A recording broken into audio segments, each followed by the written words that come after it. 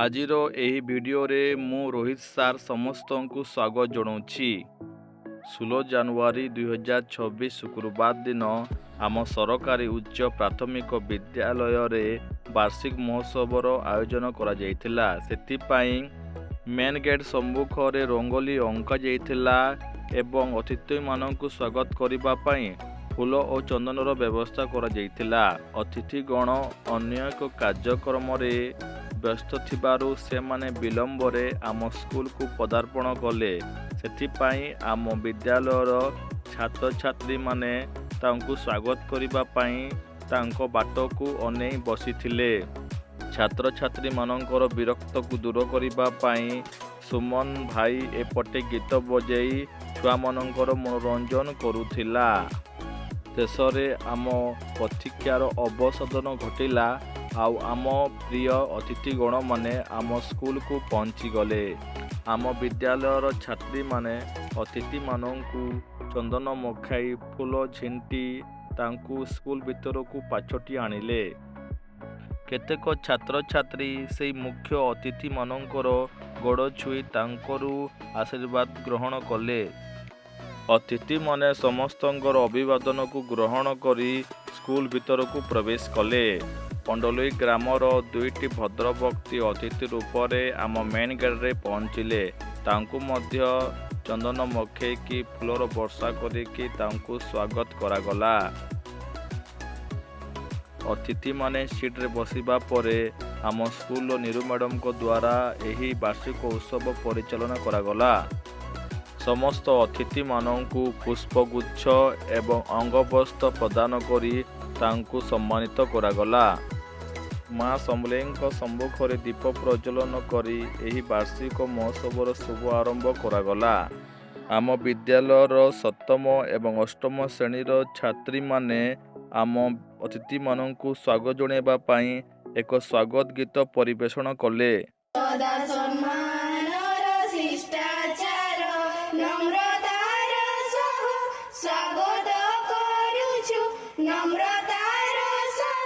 Niru madam ଆମ ବିଦ୍ୟାଳୟରେ ଦିଆଯାଉଥିବା ବିଭିନ୍ନ ପ୍ରକାର ସୁବିଧା ସୁଯୋଗ ତା ସହିତ ଆମ ବିଦ୍ୟାଳୟର ଛାତ୍ରଛାତ୍ରୀମାନେ ବିଭିନ୍ନ ଦିଗରେ ହାସଲ କରିଥିବା ସଫଳତାକୁ ସମସ୍ତଙ୍କ ସମ୍ମୁଖରେ ଉପସ୍ଥାପନ କଲେ। ଆମର ମୁଖ୍ୟ ବକ୍ତା CRCC ଲୋପଙ୍ଗା ସମସ୍ତଙ୍କ ସମ୍ମୁଖରେ ତାଙ୍କ ଅଭିଭାଷଣ ରଖିଲେ।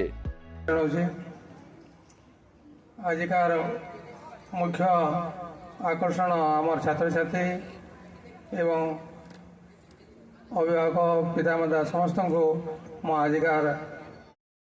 ତାପରେ ଅନ୍ୟ ଏକ ଅତିଥି ଟିଙ୍କୁ ମେହେର ତାଙ୍କର ବକ୍ତୃତା ରଖିଲେ। ବୋଲେ ବୋଧ ହୁଏ ନାଇଁ ହଉତେ ଏତିକି କରୁଛୁ ତାର ମେନ୍ ରିଜନ୍ କାଣା ଜାଣବାର କଥା। ଆମର ସ୍କୁଲରେ ଦେଖୁନ୍ କେତେ ଛୁଆ ଅଛନ୍, ଏତିକି ଛୁଆ ମ୍ୟାଡ଼ାମ କି ଆଉ ଛୁଆ ଅଛନ୍ ଆମ ସ୍କୁଲରେ 120 ଛୁଆ ନୁ କେତେ ନାଇଁ ଆସି, କିନ୍ତୁ ଯେତିକି ବି ଛୁଆ ଅଛନ୍ ତାଙ୍କର ଘରର ପରିବାର ତାଙ୍କର ପ୍ୟାରେଣ୍ଟସ୍ ଅଭିଭାବକ ମାନେ ଇନେ ନାଇଁ ନ ସେମାନେ ସମସ୍ତେ ଇନେ ଉପସ୍ଥିତ ରହିବାର କଥା। ତାର ମୁଖ୍ୟ ଉଦ୍ଦେଶ୍ୟ ହଉଛେ ସ୍କୁଲରେ ଛୁଆ ଖାଲି ପାଠ ପଢି ନେଇ ଆସେ। ସ୍କୁଲ ହଉଛେ ଗୋଟେ ମନୁଷ୍ୟ ତିଆରି କରବାର କାରଖାନା।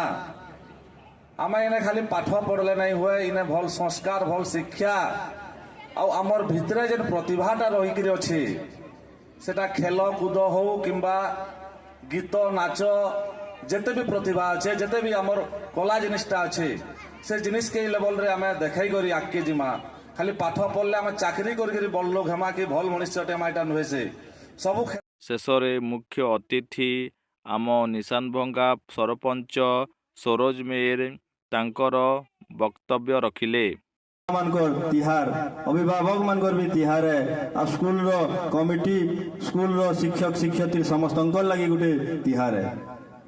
ସେ ତିହାରରେ ଟିକେ ମୁଁ ଦେଖିଲି ଯେ ପଣ୍ଡଲେ ସ୍କୁଲର ଛୁଆମାନେ ତ ଅତିଥିମାନେ ତାଙ୍କ ଭାଷଣରେ ବାର୍ଷିକ ମହୋତ୍ସବ ଅଭିଭାବକ ଶିକ୍ଷକ ଶିକ୍ଷୟତ୍ରୀ ଏବଂ ଛାତ୍ରଛାତ୍ରୀମାନଙ୍କ ପାଇଁ ଏକ ପର୍ବ ବୋଲି କହିଥିଲେ। ଛାତ୍ରଛାତ୍ରୀମାନେ ପଢ଼ିବା ସହିତ ଅନ୍ୟ ଦିଗରେ ମଧ୍ୟ କାର୍ଯ୍ୟ କରି ଏକ ଭଲ ମଣିଷ ହେବାକୁ ସେମାନେ ଉଦ୍ବୋଧନ ଦେଇଥିଲେ। ବାର୍ଷିକ କ୍ରୀଡ଼ା ପ୍ରତିଯୋଗିତାରେ ବିଜୟ ଲାଭ କରିଥିବା 1ମରୁ 8ମ ଶ୍ରେଣୀର ଛାତ୍ରଛାତ୍ରୀମାନଙ୍କୁ ଅତିଥିମାନଙ୍କ ଦ୍ୱାରା ପୁରସ୍କୃତ କରାଗଲା।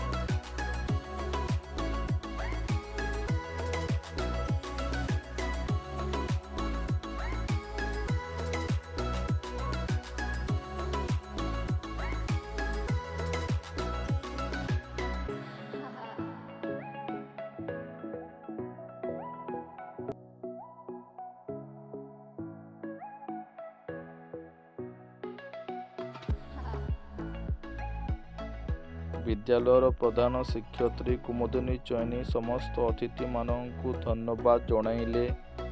ପୁରସ୍କାର ବିତରଣ ପରେ ସମସ୍ତ ଅତିଥିମାନଙ୍କ ସହିତ ଗୋଟିଏ ଗ୍ରୁପ ଫଟୋ ଉଠାଗଲା। ତାପରେ ସାଂସ୍କୃତିକ କାର୍ଯ୍ୟକ୍ରମର ପରିଚାଳନା ଦାୟିତ୍ୱ ରୋହିତ ସାରଙ୍କୁ ପ୍ରଦାନ କରାଗଲା।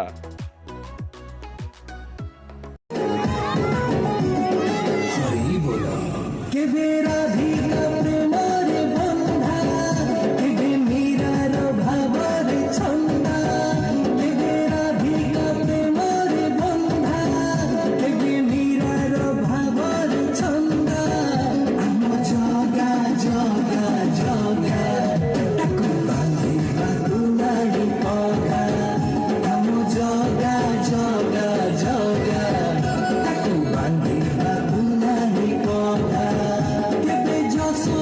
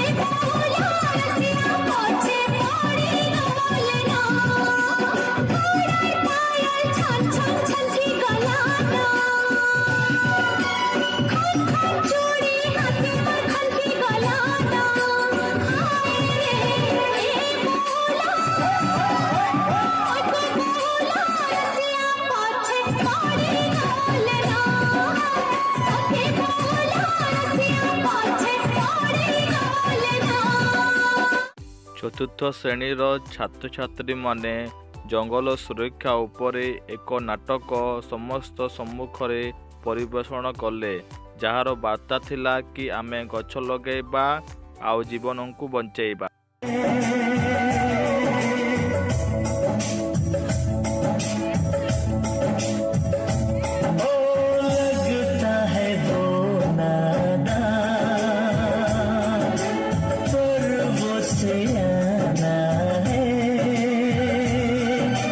चेहरे से है वो भोला, दिल का दीवाना है।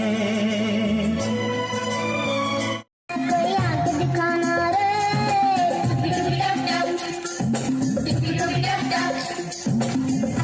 कच्चा समझ के हमको ना समझाना रे।